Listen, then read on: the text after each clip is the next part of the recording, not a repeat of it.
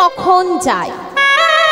কালি যা করিবা আজি তা করো। অর্থাৎ আমরা যদি বলি কালকের নাম ভজন করব, তাহলে সেই নাম ভজনটা কালকের না করে আজকেরই করো। আর যদি বলি আজি যা করিব তা করো এখনই, তাহলে না, যদি বলি আজকের নাম ভজন করব, তাহলে আজ না বলে এখনই করব। আর পড়ে রইল মা কি জানি কখন যায়।